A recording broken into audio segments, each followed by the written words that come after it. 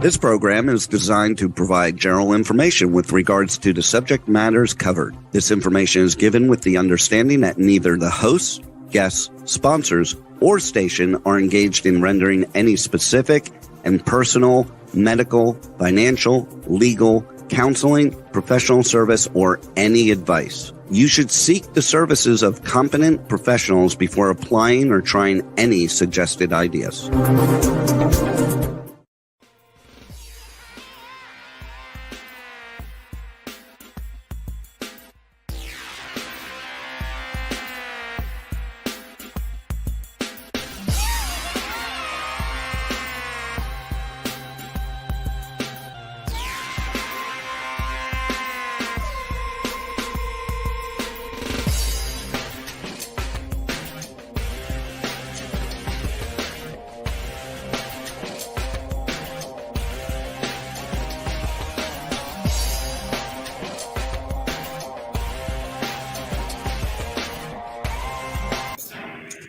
Hi there, it's Brian Sebastian, movie reviews and more. Here we are live around the world as usual, and I love this because we truly are worldwide, and that makes me happy.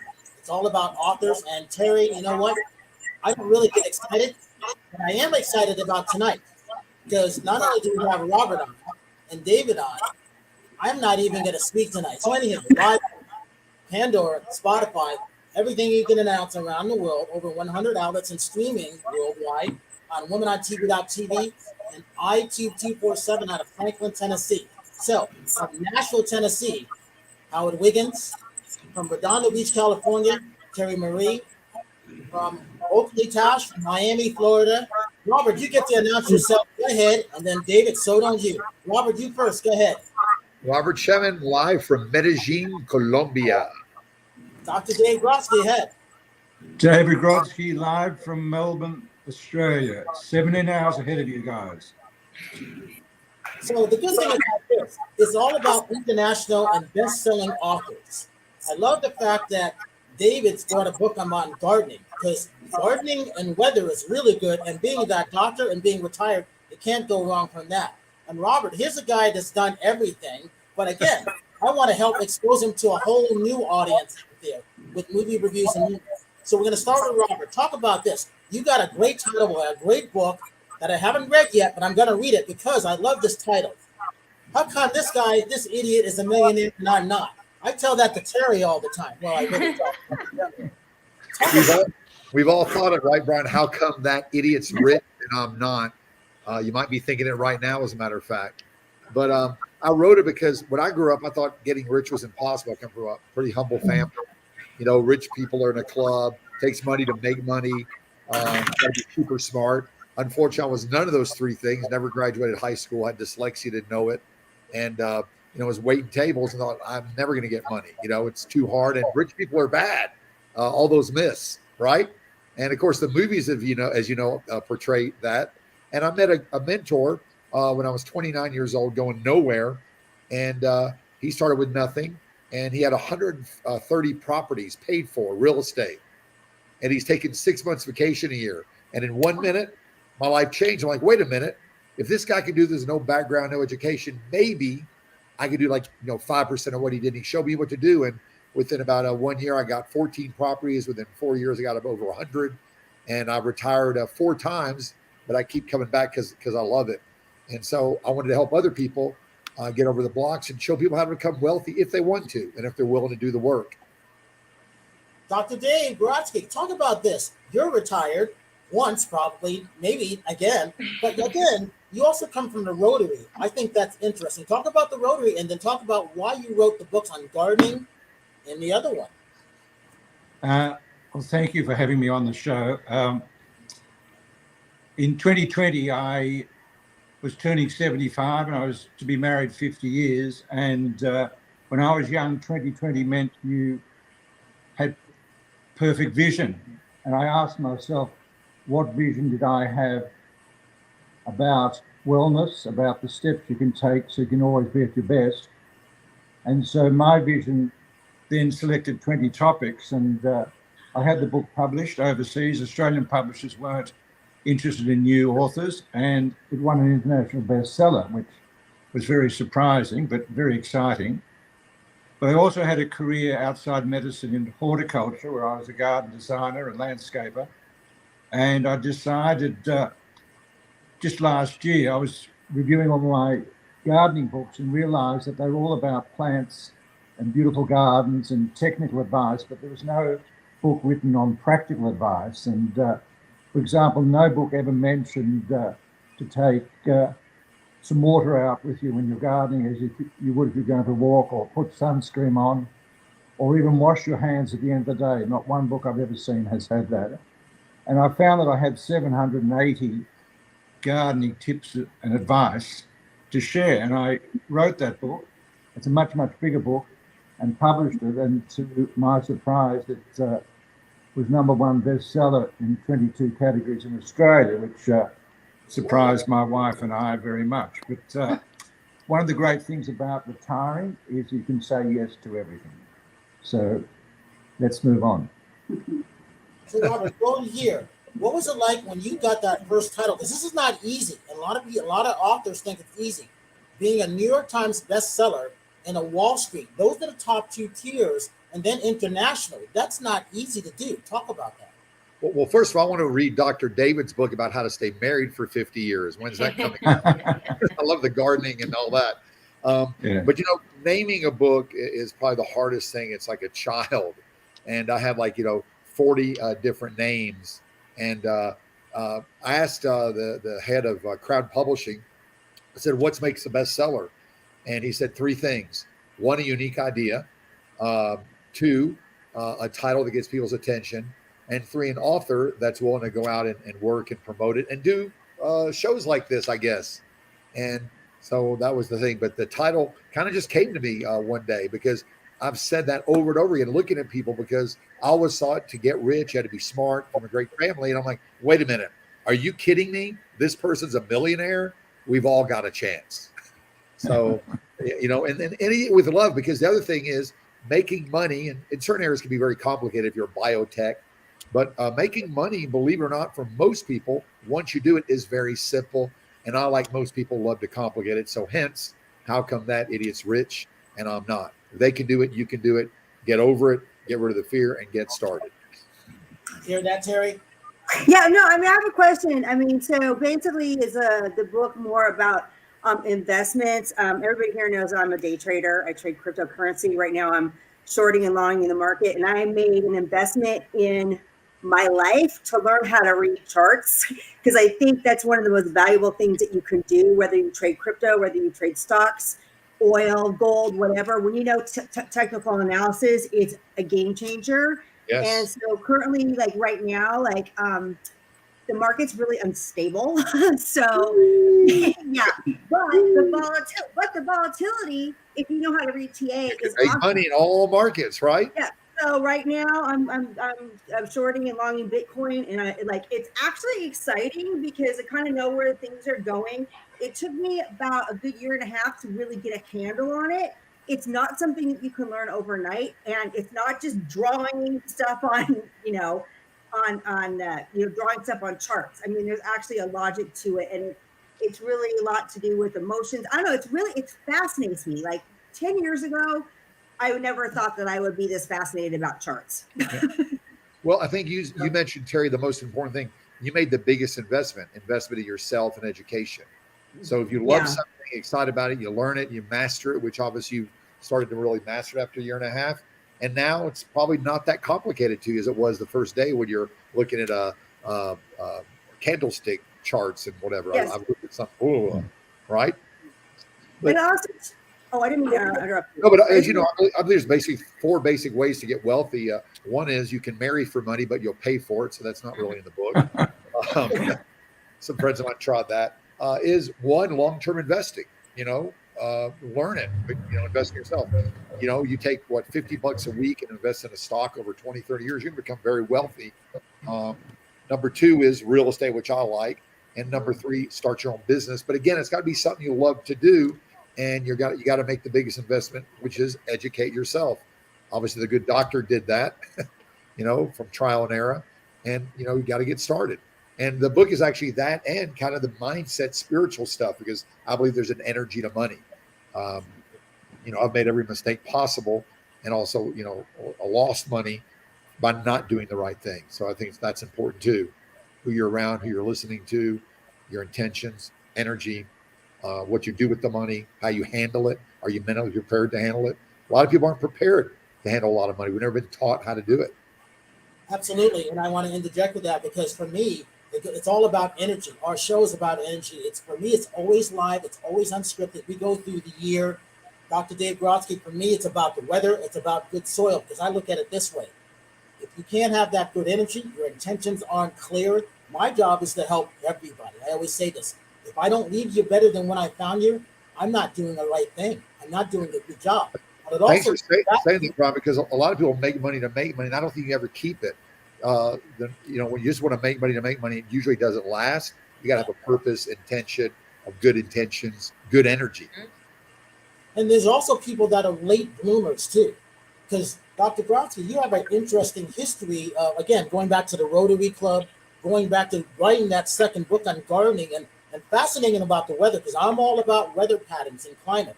I don't care what people say, but that's me. If we don't have the right soil and we don't have good weather, we're not growing that good food, which goes into Terri's aspect of fitness. But if we're not feeling well, it doesn't go into where Tosh being that singer, and then going into what Howard does, being that person. I mean, he reminds me of Sean Connery. Robert, David, look at that, doesn't he? and Howard's got the stylist for today. Go ahead, Howard. You were going to say something. I've got a story to share. My stepfather was a wealthy man, and I only knew him for probably about 3 years, and then he passed away. But during those 3 years, he told me how to invest, but I never did do it. What he used to do is hire a helicopter that watched the traffic patterns of the city, and then he could tell which way the city was growing, and he would buy property in the direction it was growing. And he did. That's interesting. I like that. I never thought about that. Simple stuff. Simple but eloquent. Yeah. Robert, I have a question. Do you do any type with of... a lot. Sorry, Howard. Go ahead. No. Do you do any... just kidding. Howard, go ahead. I was just saying, I know a lot of wealthy people because I was an interior designer, and just like you, Robert, they did not have a college education. They followed their dreams, and they did exactly what they wanted to do. And they knew early in life what they wanted to do, most of them. So, okay. To my question, Robert, do you do any like trainings or workshops where people want to do what you're doing in like real estate? Like, is there any like how can we reach out to you or get to your level? I do training in English, Spanish, and also I have a big international in Hebrew, French, and Russian. How's that? And I did all by accident because I was in Nashville, and after about 4 years, I'm kind of semi-retired, wander around town, have nothing to do. And my friends are like, "What are you doing?" I'm like, "Traveling, hanging out." Why? Well, I do real estate and started my own business. I'm like, I want to do it. So I got so tired of telling everybody the same thing, just like Dr. David talks about gardening and have to write soil on this. I wrote a 12-page handwritten book report. So I would have to say the same thing to everybody. That became a book. Then I started doing courses. And I think the best way to learn is to teach.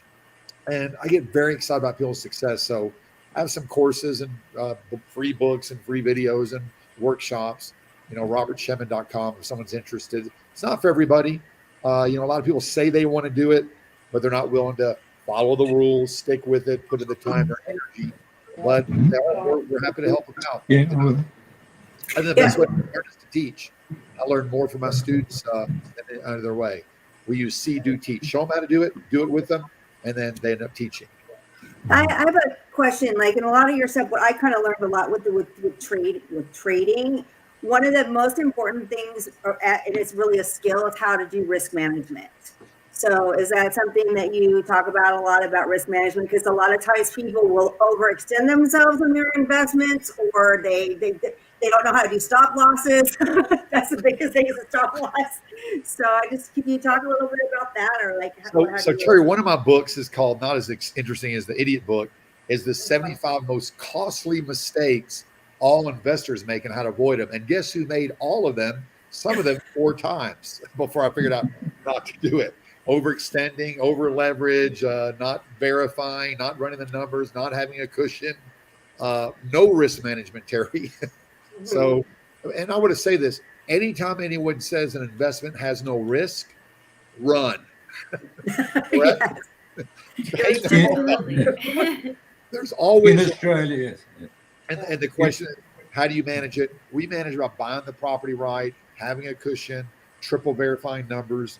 Absolutely. We have system after system after system. But I want to be very clear about this. My mentor told me what not to do, and I still did it.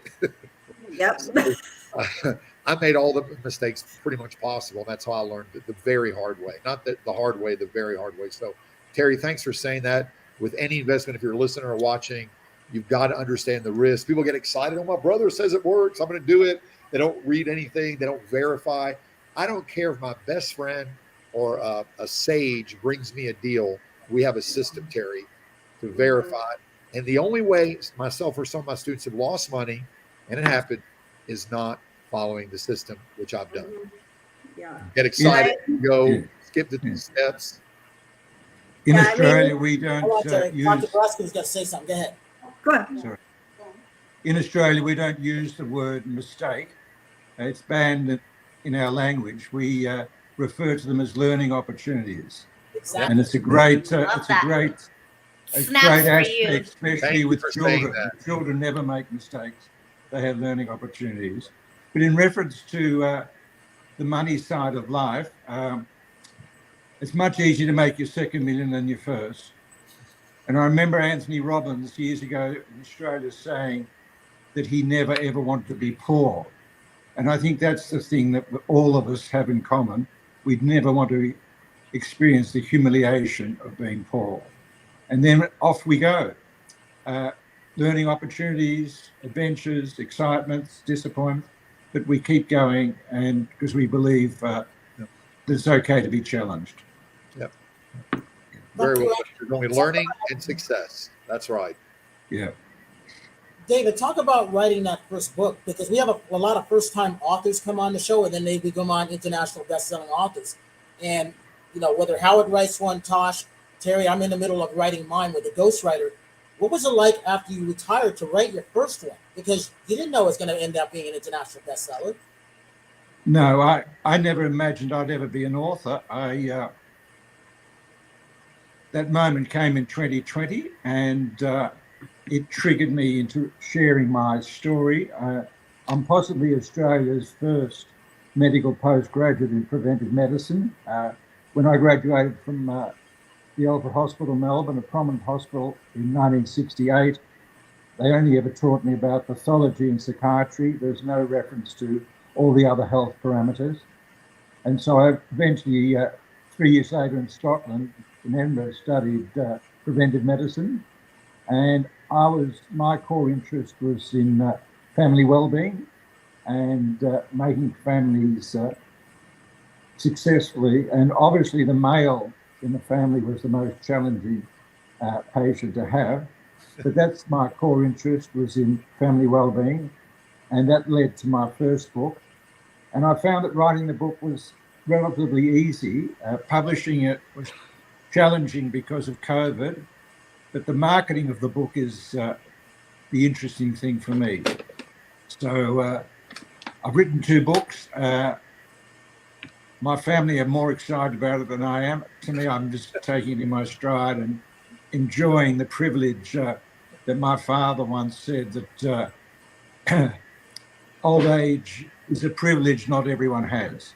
So I'm enjoying that journey. Nice. Robert, David. Go ahead, Josh, go ahead. I love about your books that in every single chapter you have a final thought in both your books. Yes. And I saw one of your final thoughts in the Wisdom of Gardening, which I thought was really great, because you talk about how you find peace, you know, in the heart of a garden, at like quiet peace. And it's like, you know, I've always loved going to gardens. My grandma loves going to gardens, and every time I'm there, it's just like you just feel so like whole and just like invincible and so at peace with yourself. So that it's very nice that you include that in your chapters. Yeah. Well, for most people, gardening is an activity where you get hot and sweaty and dirty, and it's never ending. And for others, they can relate to Mother Nature and the opportunity to grow and eat beautiful fresh food that doesn't have a life expectancy on it, used by date. And so for other people, it's a very, very exciting activity, but it's not for everyone. Yeah. Rachel would love your book. She would absolutely love your book because she has her own garden and she like grows her veggies and her food there. So she would have loved that. Okay. If she's got 3 green thumbs, I'll send her one free of charge. She does actually. She does everything from garden to kitchen fresh. Okay. And Tuesday she has yesterday she made a brisket. I think we have a photo of it. And I'm like, where's mine? I wish you could send it to me because I'm in North Carolina right now. You know? Ooh. So she made that yesterday, and then there was I think there's one more photo of what she did. Yeah, she made that. Wow. Is that like chicharrones or potatoes? Does she do takeout? Yeah, she does. It's pork bellies. Okay. We want some over here. See, she has to show that because she's not. Right? I love What's Rachel. that? Oh, her ceviche. I think that's her That was ceviche. good. Fabulous. And that was the last one because I'm like, okay, I like the one with the hat. Hey, Robert, let me ask you this. The Learning Annex was really big in Los Angeles for a long time. What was it All like over the country. help all of that? Because that's where I first met President Donald Trump, and then I met him later for Celebrity Apprentice, and kids and all of that stuff. Talk about going back to the Learning Annexes. Everybody would flock to them. Yeah, I started there when we had like 200 people and I spoke. And then I became the master of ceremonies of every Learning Annex event, I believe, until like the very last one. We went all over the world, had crowds of 20 to 55,000 people. Tony Robbins, Donald Trump, Robert Giuliani, Robert Kiyosaki, rich stepdad, poor stepdad, Howard. Yeah. Anyway, I like your stepdad story. And it was amazing. And they'd have like 20, 30 speakers, Brian, on every possible topic in the big room, in the little room. And it was a mix of motivation. But when the real estate crisis hit, it kind of wound down. But I'm still in touch with everybody, the founder of it. And there were some great events. What do you think? Did you like it, Brian? I did like it because you got a chance in a kind of an intimate setting to meet certain people that you didn't think would get the good advice from. And I still remember that a lot of stuff. And I used to do a lot of those interviews for television returning TV shows. For me, I always had access to it, but I always wanted to expose them to people who are a wider audience, and now that we do. So it's fun. So it's fun to have a lot of authors on because they don't get a lot of platforms, and I don't like that. So I want to be able to, once if I can break them. Dr. Dave, I wanted him on for the longest time. And I've been waiting since like a year to have Dr. Godsby on because of his schedule and everything else of what he was talking about. Well, we appreciate the platform. It's important. And I tell people, got to ABL, always be learning, whether it's from a show like this, a podcast, a video, a mentor. And I think Dr. David Grotsky is a great example. He looks like he's over 30, still learning, still teaching, still open-minded, which I love. And how can we get one of those great accents? I married a queen-ager, not a teenager. I like that. Hey, Robert, there was another thing. It was oh man, I can't remember. The speaking world has changed a lot. I keep telling girls that you guys are influencers in different ways. You actually have good stories to tell. This is not the Tony Robbins. This is not Robert. Take what you know, love it, and go from there. What are you seeing in the teaching world this day on the speaker set? It's changed a great deal in the last 3 years. Oh, well, that's a great topic. What a great question. So 2 big things. One is authenticity. Do you remember back 15, 20 years? Rah, rah, rah. Yes, you could get the coat and the boat and the girls and the money. And that kind of worked in the 80s and 90s. And now people's BS antenna is very high. You got to be real with all the social media, with all the openness, sometimes too open. But I like it because it's a time for authenticity. if you're not real, people pick it up in a second. I think my other author friends would agree with that. Number two, in 10 days, right before the pandemic, I had about 80 speeches planned, 80 Airbnbs rented, 22 plane tickets to go speak all over the world. And in 8 days, everything changed. And we all went virtual coaching, virtual mentoring, virtual presentation, podcasting. And even now I'm on TikTok. Who would have thought? How do you like that? What's that? How do you like TikTok? I started like a week ago. It's never too late. It's never too late. I'm telling you that. Is fun. Yeah, that platform is insane. It's amazing. You get all these hits instantly, but you got to do like 3 or 4 posts a day. They'll have their rules. You got to learn how to do it. And, again, this. And I thought it was hard to get rich. You have to have money to make money. I thought to be on TikTok, you had to be 21 and dance well and be really sexy. Obviously, that is not the case. So you're not in the naked section of TikTok? Man, they must only show that in Australia because I haven't gotten there yet. In 30 days, Dr. Ed will be #1 on TikTok. And we'll be like, what? It was all an accident. How did that happen? But these formats are great because you get people from all over the world, Zimbabwe to Brazil to London, not just your own little area. So giving a live speech, there's nothing like it. The energy, I miss it. I still do it. I'm going to do 15 speeches next week in Israel and New York and Denver. But, you got a couple thousand people there, which is great. But you get on these formats, all of a sudden you got 10,000, 20,000, 800 in a minute. It's an amazing world we live in. Great opportunity. It's fun and exciting and challenging. All right, Terri, tell them what to do. Go ahead. Tell them what? What do I not do? Well, I haven't. Give me some tips. We need those tips. Basically, I've been with Brian for over 7 years. I think it's been 7 years. I basically my favorite thing to do, one of my favorite things to do, is I do red carpet interviews at all the celebrity events. I'm also a fitness competitor. I also, during the pandemic, that's when I started training, and I started my TikToks, and I have goofy videos on TikToks, which is this 80s, 90s, like hair bands, me dancing around being silly. But I do want to start something about, NFTs and trading, just kind of like mistakes I made, how I'm learning, just kind of my trading journey. I've started my own NFT series called Conspiracy Farm. I'm still working on it. It's a series of different kind of animals based on different conspiracies, so it's kind of goofy. If you want to see some of the characters, I've got some kind of like what it would be, some teasers on OpenSea, which would be under Nonstop Conspiracy Farm.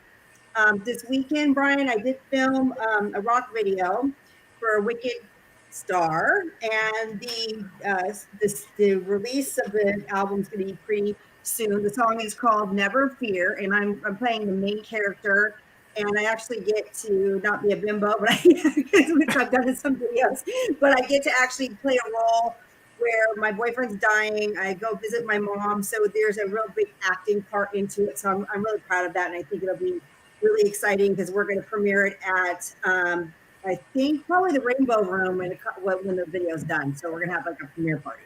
So that's what I've been up to lately. All right, Tosh, go ahead. Well, I'm from Miami, but Venezuelan, but I'm a urban Latin pop singer. So what I've been doing, I started right in the pandemic, but I've been doing music since I was very young. I was in chorus and musical theater. And then when the pandemic hit, it was like my time to really get into the creative space and take out my own songs. And I love reggaeton. So I was like, you know what? I got all that culture in me, the Miami culture, and I decided to take out urban Latin songs. Right now I have 6 songs that I've taken out. They're all available in all streaming services, and they're very fun songs. I'm a very vibrant person, so I want my music to match how I am, and it's all about good vibes in my music. It has a lot of culture from like Brazil, Latin, like everything. I invite you guys to listen to. But last week, the cool thing that happened was I had this film director that flew down from LA We had interviewed her brother about 2 years ago on this show, and he's a Mexican artist, and he had reached out to me saying, oh, like my sister's a film director. She is filming her series in Mexico, and we have a song that's going to be in the series, and I feel like your voice would be perfect for this, you know, Spanish, like, heartbreak song. Like, we're basically telling each other to, like, you know, goodbye. And they flew down for me last week. We shot the music video on Ocean Drive.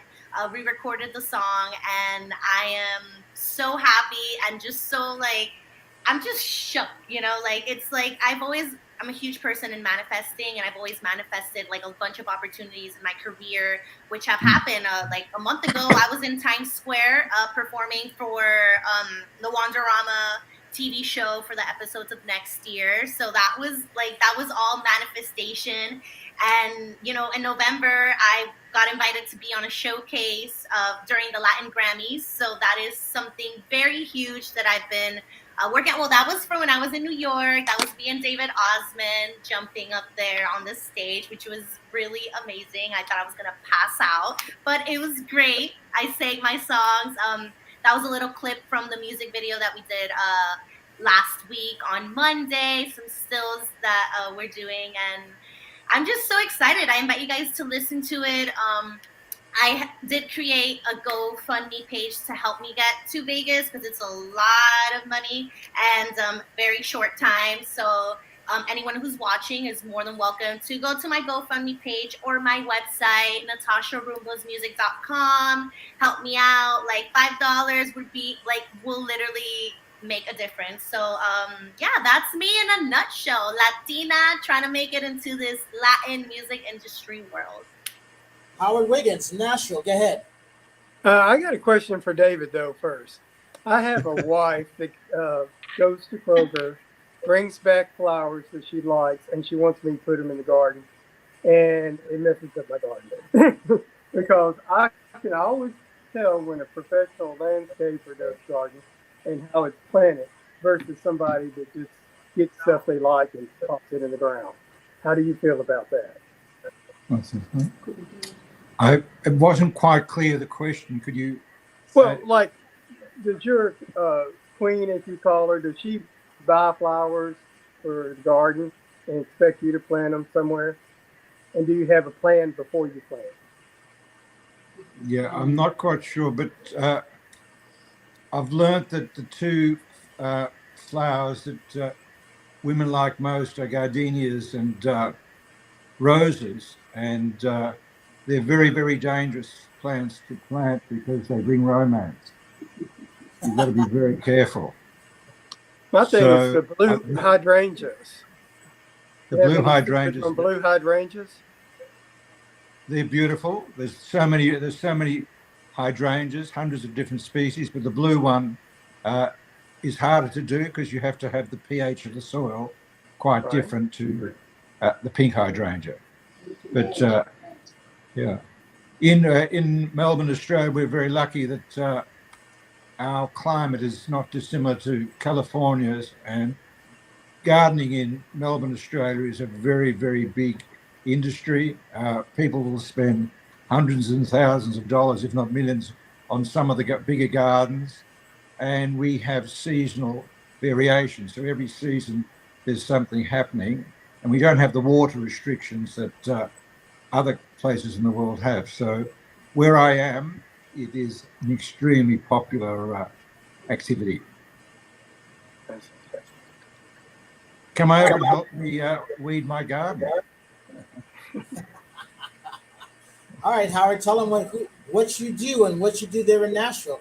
Well, I'm waiting for you, Brian. I can't wait for that event to happen in October and get things going, because I want to be live. I want to get out there and meet the public and dance with them and dance with Terri and have a good time. That's what I'm about. So maybe get the podcast going later on. So anyway, Howard Wiggins Facebook. You can Facebook me and see what I'm up to. And tell them a little bit about your background, how you came about, why you're in that. My dad was on the Grand Ole Opry. He played steel guitar for Paul Howard, which I'm named after. Then he worked with Pee Wee King. He was backup for Patsy Cline on the steel guitar. And then he went with Eddie Arnold, which he stayed with for 25 years. And then I told my story about the Elvis watch, which I posted one I saw on the internet that was selling for $500,000, Elvis watch. And I've got a lot of Elvis. I've got the only antique that Elvis had that's stored in my garage that my stepfather went to the auction and got me. It was some Pope podium. I guess he got an award on it, but it came from the Elvis auction. He also bought the nightstands that were in Elvis's bedroom, and they had bullet holes because, you know, he used to shoot at the TV set and shoot around in his room, and the nightstands had bullet holes. And then he had the drapes, which were yellow and black damaged drapes. And there again, I don't know what happened to all this stuff when my mother passed away, except for the antiques that I have. So Robert, as that investor, I mean, look at Howard's background. He never uses the same room. I think he's got 50 rooms in his house or his mansion or whatever. But I have little rooms, but I have lots to look at. Amazing stories. Wow. Yep. It's always back to real estate, right, Brian? It's always back to the house. It is. It is. Talk about the wealth of property now, because I always tell people, I tell Terri this all the time. If you don't own property, you're not really in that right world these days, because it's all about owning that property. Would I be right? Well, you know, a lot of people, Brian, say I'm not in real estate. I don't know anything about it. I'm like, well, where do you live? And if you're not living in the car or you're in the street, you're either paying someone's rent and paying off the landlord's mortgage, which I'm grateful for, thank you, or you got your own home. And of course, you know, if you don't know what you're doing, you can lose money. But I always tell people, you know, success leaves clues. And, you know, there's all kinds of ways to make money in different types of investing. I'm open to all. You know, diversification is great. But the Wall Street Journal just said that 70% of the wealth of the world's wealthiest people, and most of them made their money in tech or, you know, the Jeff Bezos or, you know, Meta, Facebook, they put their money in real estate. And, you know, I love that the fact I can see it, touch it, feel it. Like Terri, I've tried everything. I've invested in options and put options and made some money at it, which is quite amazing. And I really liked it. And again, you got to find what you like to do. But I just love real estate. You could see it, feel it, touch it, heal, and live in it. It's fun. And long term, if you know what you're doing and you make everything about it right, it's always going to work. Yes, it could go down. You know, may not go up this year or the next year. But if you take a long-term investing approach, which I do 10, 15 years plus, it almost always goes up. And there's, like Terri said, if you think the market's high right now, you can wholesale and get paid for finding good deals and not take the risk management. But, you know, with rental property, you do it right. I didn't say manage it. I said own it. You can make money every month. And like we have a saying in Tennessee, Howard, you can't go broke making a profit. There's always a way. There's many different ways to do it.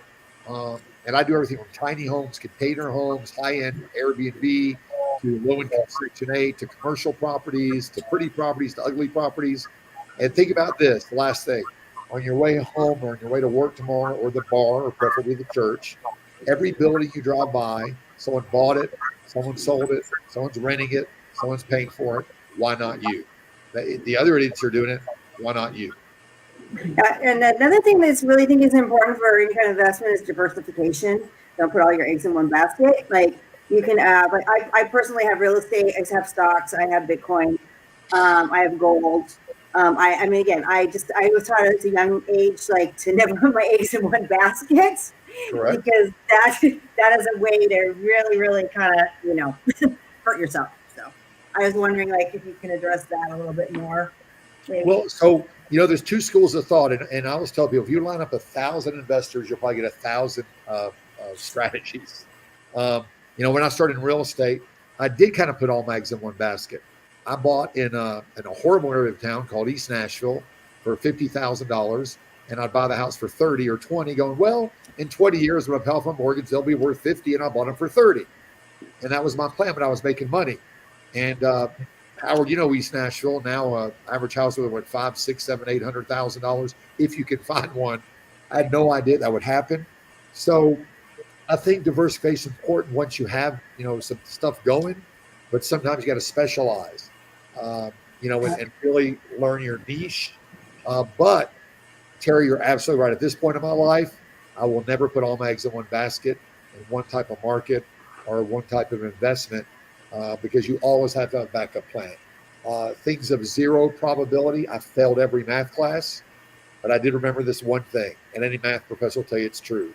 Things of zero probability happen all the time. Markets move, politics change, laws change. And if you don't believe that, if you've ever been in a relationship, you'll probably understand things of zero probability happen all the time. But it's true with investing. So you have to have a plan B, and I always recommend a plan C. Terry, right on. You got to diversify at some point. Robert, do you ever have anybody go in on a property? Brian, go ahead. I didn't hear you. They go in on the property with you. Do you ever have anybody invest in a property along with you so you're not the sole investor? There was a question to not invest alone. Okay. Yes. I mean, do you have someone that goes along with you to invest so you're not the only person investing in that one property? You know what, Howard, that's a great question. A lot of entrepreneurs make the mistake of Rambo. I'm going to do it alone, take all the bullets, don't need any help, don't trust anybody, or no one will help me. And Howard, I've always had a mentor. And in our mentoring program, we won't let anyone sign a contract with at least 2 mentors signing off on it. And 80% of the time we find a mistake. Number 2, I joint venture almost every deal with people smarter than me. Sometimes it's the lender who says, Robert, we would never loan money on this deal. You're out of your mind. And that's the best investing advice anyone can ever get. Investing rule number 1, don't lose money. Number 2, I use experts. So my contractor, my realtor, my financer, usually my joint venture partner, are all more knowledgeable than I. They're in that local market, and I listen to them. And I still have a mentor who keeps me accountable, keeps me straight, and oftentimes says, Robert, you're out of your flipping mind. Don't do that. And I've really never lost money in a real estate deal because of that. And I've been through 3 crises now. Awesome.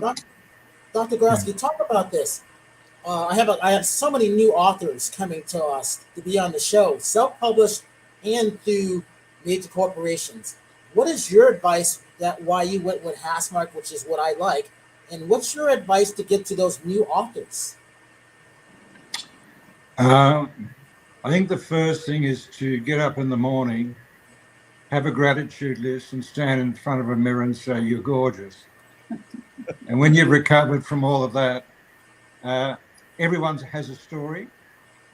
Everyone has the ability to share their story.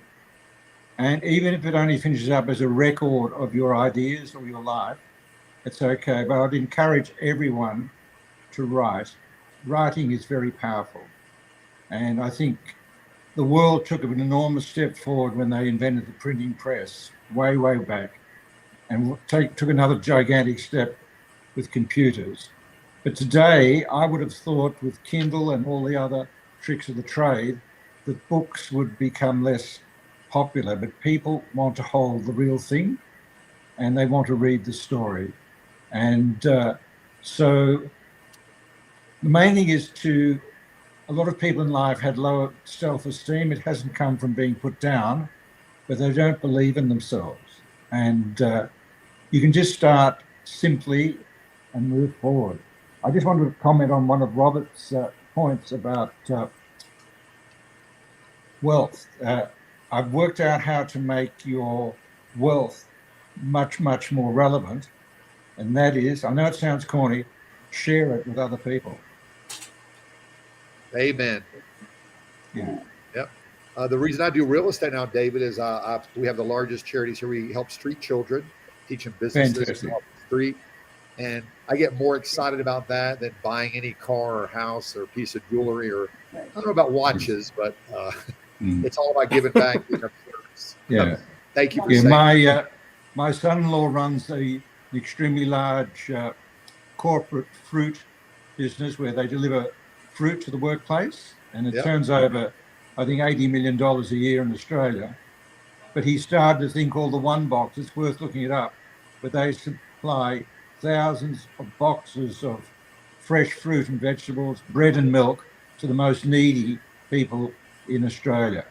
And so the one box, I can remember years ago reading a book where some American companies automatically gave 5% of their profits to A, B, or C.